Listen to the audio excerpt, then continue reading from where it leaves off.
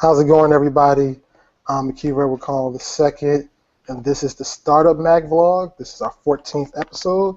Today we have a special guest with us, and a good friend of mine, Daniel Waldman. Hello. Daniel, care to give everybody a little introduction to yourself and what it is that you do, what's going to be so great about today's vlog? Sure. So first of all, I am the founder and president of Evolve Communications. We are a PR firm that really mostly works with, as we like to put it, disruptive companies. Our tagline is that our results fuel innovation. Excuse me. And so what that means is we basically we work with a lot of startups and tech companies. We've been in business for it'll be 5 years this coming October. It's really exciting. It's kind of mind blowing that I've been in business for that long. When I started the business, I definitely didn't think I'd be still in business 5 years later. Or didn't know, I should say. It's not that I didn't think. I just didn't know that I would Right. still be in business. So it's really exciting. Personally, I've been doing PR and marketing for over 10 years, always with a pretty digital focus.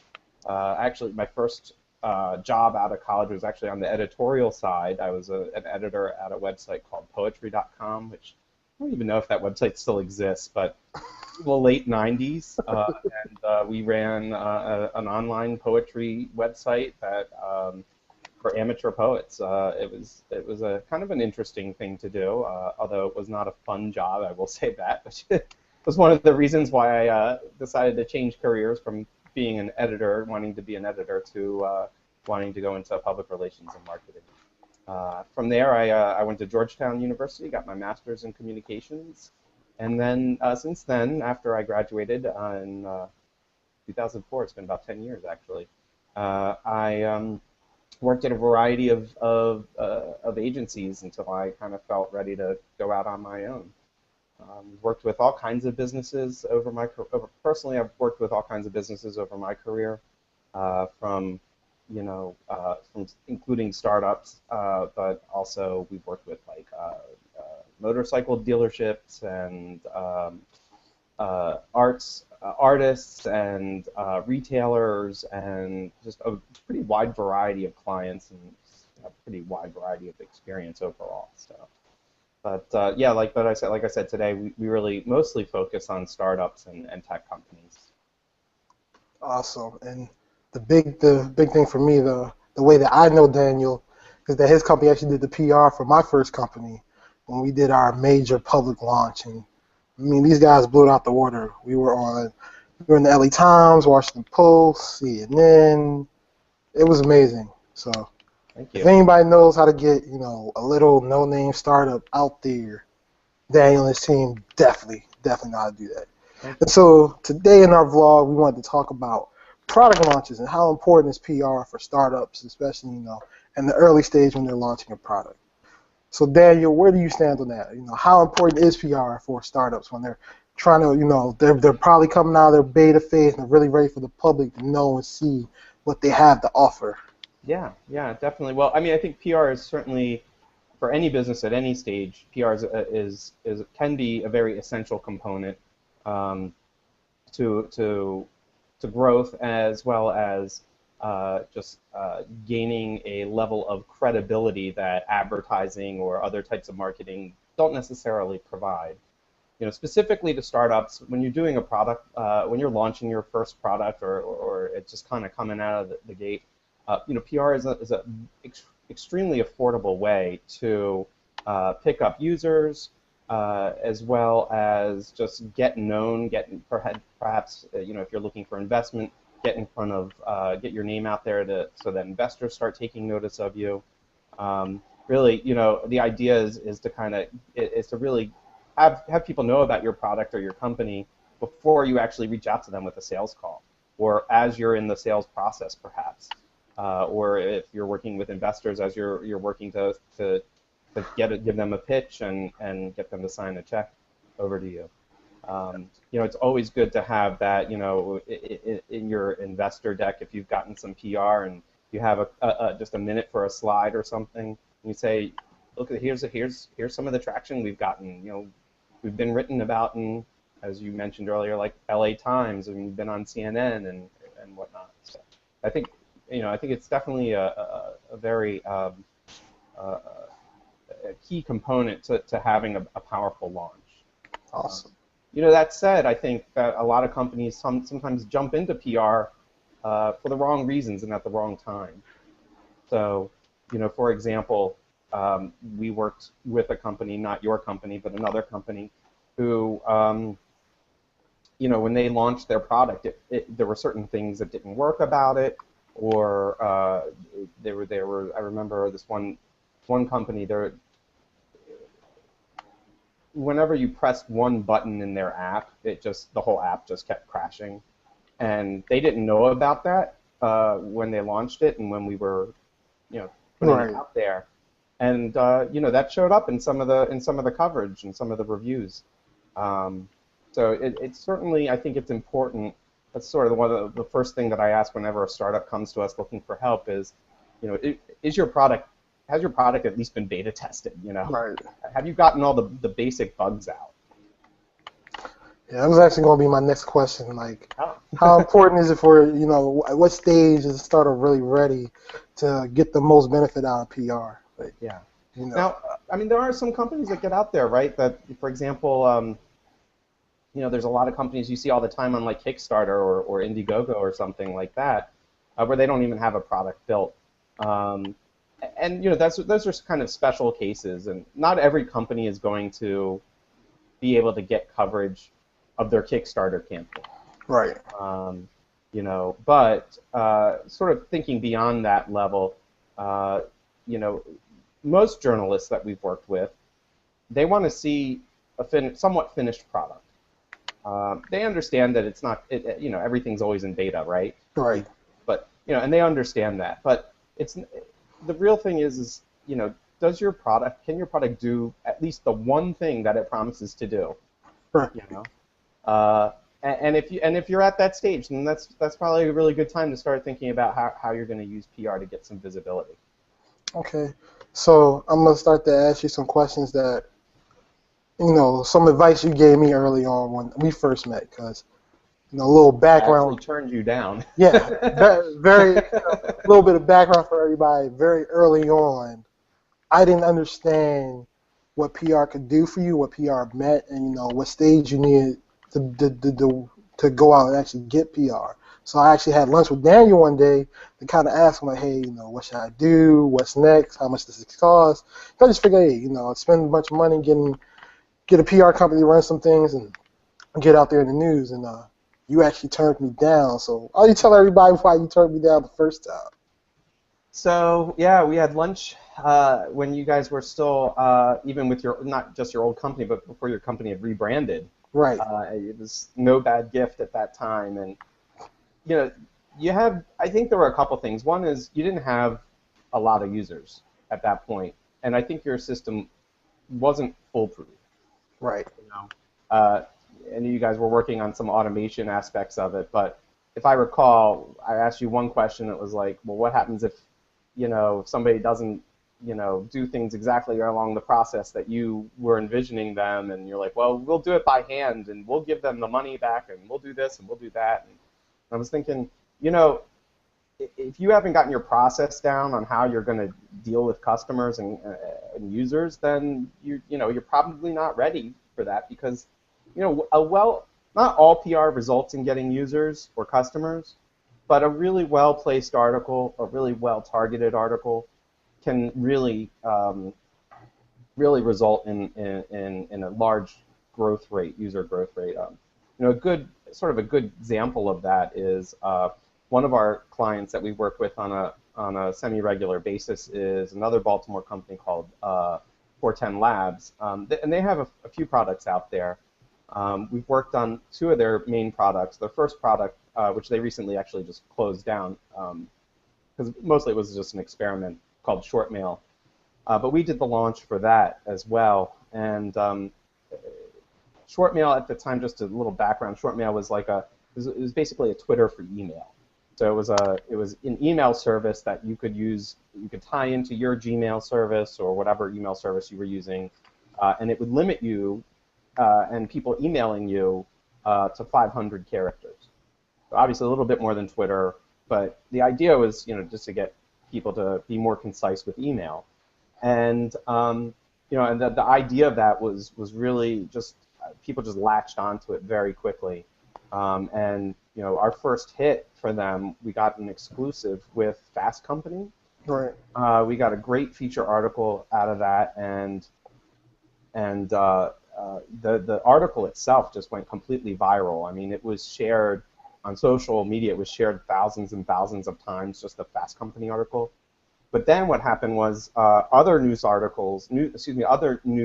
organizations picked up parts of that article and wrote their own article based on the Fast Company article. And so it ended up resulting in getting coverage around the world because of that one article, which was great. I mean, it was huge. And sort of one of the icings on the cake was one of the other hits that we got for them. One of the other pieces, we got this great piece on CNN for them that was aired just in the U.S. aired over 250 different affiliate CNN stations. So all these different local media outlets picked it up. When they do that, they follow a script and then they run. The anchor reads the script and then they run run the CNN story. And the script in this case was is this the end of email overload? And what happened was the timing of the article was really, or the news piece was really interesting. It came out the same day as an election day. It was, if you're familiar with the election cycle, it came out on a Super Tuesday. So this is where half the country has like primaries, and you think that was like really big news, which it is. And Conan O'Brien's team saw all these local stations. I'm not sure exactly how they found it, but they found all these stations that had run the CNN piece, and they all followed the same script where we had all these anchors saying like over and over again, is this the end of email overload?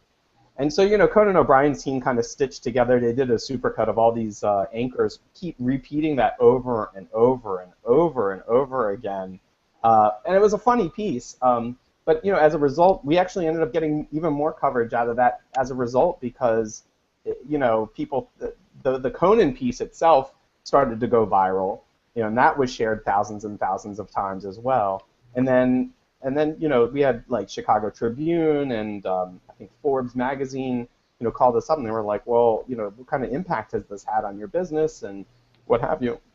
Called not us, but called the client, I should say. Right. And it was pretty, it was pretty exciting, and it was, even though the coverage we got, like Chicago Tribune and Forbes and whatnot, came later, and it wasn't directly about the client, about short mail.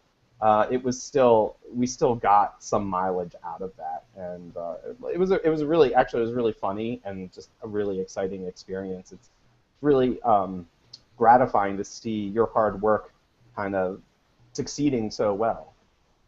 Awesome. And to that point, we had a similar situation, not that large of a scale, but as a result of all the PR that we had gotten initially from the launch of Given 2, the blogger on USA Today ended up writing a blog about our app right around Christmas time. Yeah. Which was the amazing part, was that your team was able to get us out there and get all these outlets talking about us at a time where all of our competitors were trying to do the same thing. But your team was still able to rise above the noise. Yeah, that was. I thought. Well, you had this one thing I wanted to mention is like, your pitch has to be really well constructed, and by pitch I mean, what you send. If you're going to do outreach to a journalist or call up an editor or whatever. It has to be really, really well timed and well written. And we were fortunate that you had a great product that was coming online right at the perfect time for gift giving. Holiday season gift giving, and the way the news cycle works. If you've paid any attention to the news, especially around the holidays, they really are looking for apps and products like yours, like Given to.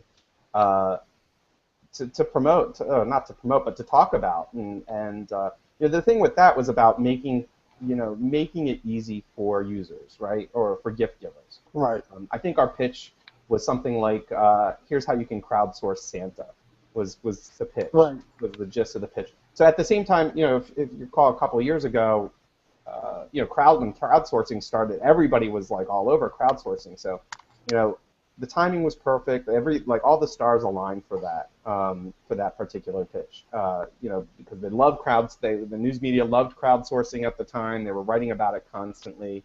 It was the holidays, and they were getting ready for their holiday stories. So the two of those just worked so perfectly together. And it resulted in a lot of great PR for us. Yeah. One thing I kind of wanted to ask you about was while you're out here working with all these startups and helping the startups, your firm itself is a startup. So how is it to work with all these tech startups when you yourself are a service provider, but you're a startup as well? Yeah, it's a great question. So can we still be, if we're hitting 5 years, can we still be considered a startup? I don't know. I don't know how that works. If you're still out there being extremely scrappy, yeah, as you were day one, then I would say sure. So so our experience as a startup, as a service provider, is very different because there's not a lot of overhead in being a service provider, right? We're not developing an app, so we don't have to hire anybody to write some code or anything like that. All of our clients, I should say not all of them, most of our clients come to us through word of mouth, and that's kind of always been the way it was when I started my business. My first client, who is actually still a client today, I've been working with her since we started, and I knew her from a previous job. Had met her through something else that we had done at a previous job, and I had also met her just through networking as well, and we really kind of hit it off, had some good chemistry, and we have a very similar approach to how we work, and we work really well together. And as soon as I told her I was going to start my own business, I was leaving my job, the agency I was at, and starting my own business, she was like really excited because here was somebody that she could turn to help with her clients as well, and support her own marketing efforts from not just PR but also social and content and what have you, and advertising as well, online advertising. Just kind of, those are the three sort of core areas that we work in.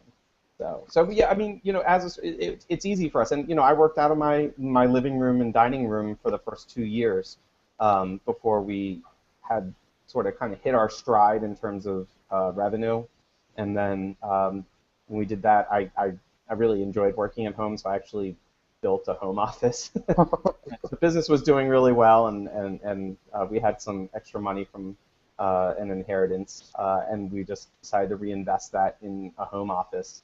And we needed more space too because I was adding employees at the time. So it's one thing when you have two people working around a dining room, but it's much better when you have your own personal space. And my wife obviously was getting sick of seeing us at home, so I think that was a big part of it. That's hilarious. So there's another thing I wanted to speak about that was very unique to Evolve Communications, your company. You actually have what you call the Rocket Pack, and it's a 3-tier set of programs based specifically for startups, which starts off at is it $250 or $500? It's relatively cheap to get some initial PR for startups who I'm sure come to you all the time but don't have a budget to actually really do PR. So what makes you put the Rocket Pack together, and maybe talk about how PR works, how do startups pay for PR? 'Cause a lot of early stage startups have no clue about PR, about how much it costs, how to pay for it, anything. Sure. So just a little background first is, when I went out on my own, I had been working at one of the larger agencies here in Baltimore, and when you work with a large agency, they want a lot more money. They have a very high overhead, especially if they have like a swanky office somewhere. But I realized after working at a variety of agencies, but particularly the last one, where that a PR firm doesn't have to be sort of a big firm to get big results, and that I felt that I could provide that Dan Waldman personally, but people that I bring in that Evolve could provide a very high level of service, but we don't have to charge sort of what a large agency would charge. We developed this program called Rocket Packs for Startups about the almost 2 years into the business. And the reason that we did it is actually it was as a result of our working with Shortmail. After we had that very successful launch, we started getting calls from a lot of other startups in the area and getting referrals as well.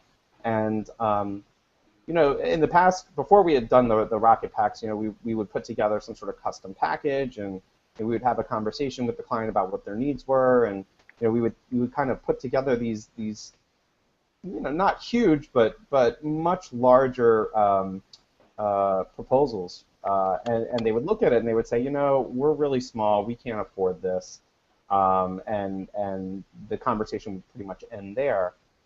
But after a while, it just kind of dawned on us to, we can figure out, what are the basics that a startup might need, that's going to sort of get it to that just a little bump or that next level, and how can we sort of package this in a way that they can afford it, but also get some value out of it.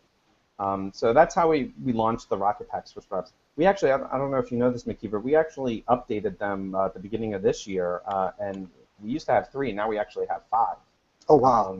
Yeah, we really expanded that. So our basic package is actually a blogging package.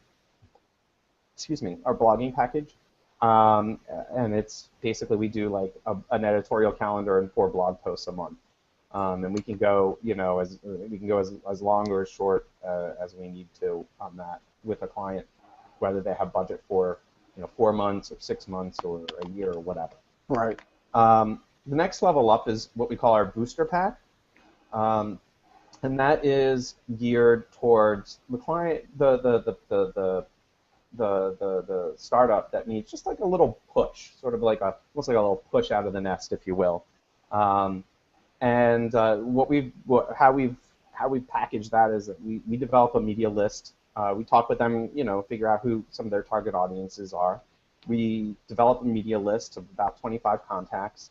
We'll write up a press release, and when the client says go, then we'll send out the press release and pick up the phone and start calling journalists and editors and whatnot, and trying to get them to write something about that company or that product. The next level up is our product launcher. It's basically the same as the booster pack, but we do expand the media list. We also include with that a newswire distribution. So for those of you who aren't familiar with how a newswire works, is you upload a media or a press release, excuse me, and then they send it out to thousands of outlets. It can be in the U.S. or even in other countries. And then editors at those websites and outlets will review it and decide whether or not they want to put it on their website.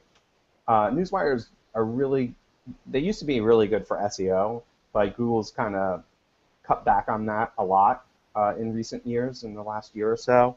But they're still good for just developing some baseline visibility. They can drive some traffic to your website. It's just decent. It's just decent. You're not going to necessarily put out a press release on the newswire and just be done. I mean, that's why we still send it directly to media contacts that we research and find are relevant for a client, and then of course do follow up with them. Our next level up is our accelerator pack. This is actually our highest pack.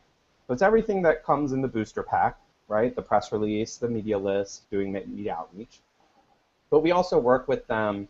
We realize that some companies, some startups, when it comes to marketing, a lot of times they don't necessarily understand how to put together a marketing plan. And so we'll work with them to develop a fuller marketing plan. We have a brainstorming session with them where we spend, it's kind of intensive, like 2 to 4 hours usually, just brainstorming ideas, trying to really understand their business from the inside out. We also develop custom messaging for them. So really, if you think about what messaging is, it's trying to connect your audiences or your customers' needs with what your company provides. So we try to package that all together. And then finally, we also offer media training. Some clients come to us and say, we're going to do our own outreach for our product. That's fine, but we've never done any media interviews before, and I really want to make sure that we understand that when we're talking with media that we're getting our message across appropriately. So we developed a package for that. It's up to 4 people. We work with them and work with them to teach them how to prep for an interview, how to actually work your messages into your responses, and then we'll actually videotape the interview with the CEO or whoever is going to be the spokesperson for that company, and then we walk it through the video with them. We give them a critique right as soon as the interview is done. So those are our main packages. Those are, of course, clients come to us all the time and they say, well, those are cool, but I think we need something that's a little bit more comprehensive. And at that point, we usually work with them to develop a more customized approach. Awesome. Yeah, me and my team actually at the time, we put together a custom package. Yeah. It was a 3-tier package that worked out great for us. It was a little more than the rocket packs, but it was well worth it, and it wasn't outrageous. Yeah, we try to keep things affordable. It drives me absolutely crazy. We actually had an old client call us up recently. I can't say who, but an old client call us up recently and say, we're paying a ridiculous sum of money for this PR firm, and they went with we had worked with them about a couple years ago, and we had a very productive relationship with them, but they just at some point they just decided they wanted to put their marketing dollars in something else, and that was fine. But then more recently they had hired this national agency. It's like a 300-person agency or something like that, and they've got offices in San Francisco and New York and DC and stuff. And they're working with this agency, and they just shared with us some of the horror stories where they didn't feel like the agency was really giving them any personalized attention. They weren't really doing what they thought was a good job, and they're looking at what they're spending per month on it, and it just, to them, it didn't add up. So fingers crossed, we'll get a chance to work with them again. So do typically in PR, is it you hire a PR company and keep them on retainer, month after month, or do you kind of get like a baseline project and you pay for that up front and kind of live out the life of that contract? Yeah, it can work both ways, really. I like to do project work a lot, just because I like to kind of get in, do a really awesome job, and get out. Right.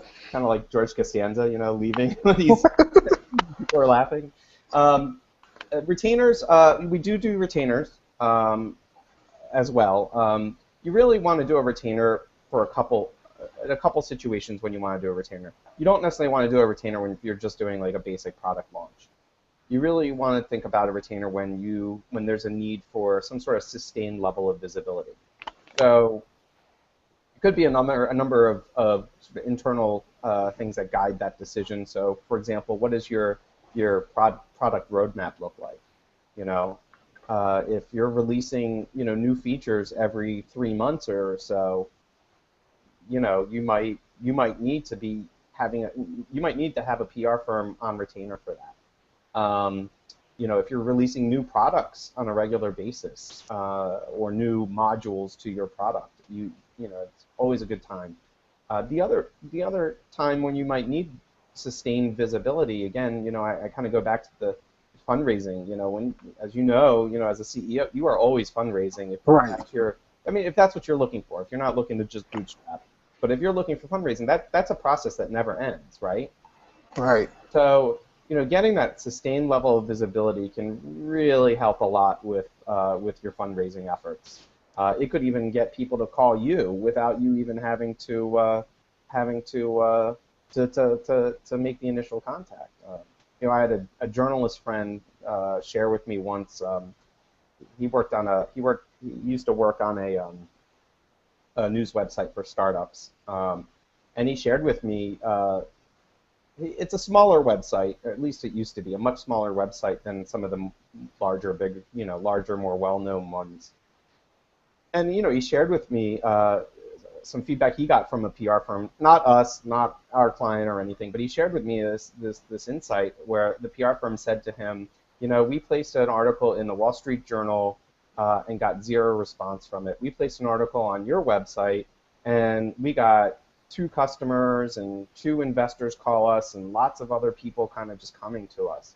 So, it really comes down to to making sure that your story is, or the stories that your company is pushing out there. There might be some situations, what I'm saying is where you just need to be more consistent, where, having that consistent level of visibility. Another, just a real quick, another time where you might need a more sustained level of support, of PR support, is if your sales cycle is really long. There's a lot of startups out there that are business to government or business to education. If you've ever worked in that space, those sales cycles can be really, really long. And they're complicated too. And what that means is that you really have to work hard to keep your pipeline filled. And PR, I think, can really help drive some of that. That's some great insight. Yeah, so I would definitely say from my experience, PR is a huge driver in your visibility and your social proof, and a lot of that stuff helps when it comes to fundraising. But you gotta know when you're ready to get PR. You gotta know if your product is ready for PR, and when it is, people like Daniel, you give them a great product, it's gonna rise to the top every time. If you just give them anything, he's gonna work as hard as he can, but he can't promise you anything. That's true. Yeah, PR is not.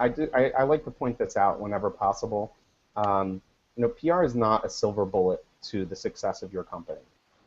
It is one tool in the marketing toolbox, and all of those tools you need to be. There's a lot of tools out there, but you kind of have to pick and choose which ones are going to have the biggest impact for your bottom line. And PR, certainly as you're just coming out of the gate, that's probably the best time to do that. When you're really getting ready to launch. You can buy a ton of advertising, and you might drive some traffic to your website, but you're really going to be lacking that third-party credibility. If you're not doing PR, you're missing opportunities potentially to pick up users, or to even just build initial relationships with people, get them at the top of the sales funnel. That's really sort of the key thing. If you think about the sales funnel, you think about where PR kind of contributes to that. The main place contributes at a variety of levels, but the main place is going to be to get people at the top level of the sales funnel, and also sometimes to even broaden that sales funnel. Well, I got to thank you, Daniel. This has been very informative. Hopefully, we've been helpful to some of you viewers out there for you startups trying to think about PR and your product launches. Yeah. There's some really good words of wisdom here. But I hope everybody enjoyed it. It's been a good day, and we'll see you next week. Thanks. All right, everybody. Oh, by the way, if you have any questions for myself or Daniel, our information will be in the description below, and feel free to tweet us, to email us, and if anybody's looking to see more about Evolve Communication, the link to their site is down below as well. Thank you. Thank you, Daniel. Have a great holiday weekend. You too, sir. Bye, everybody.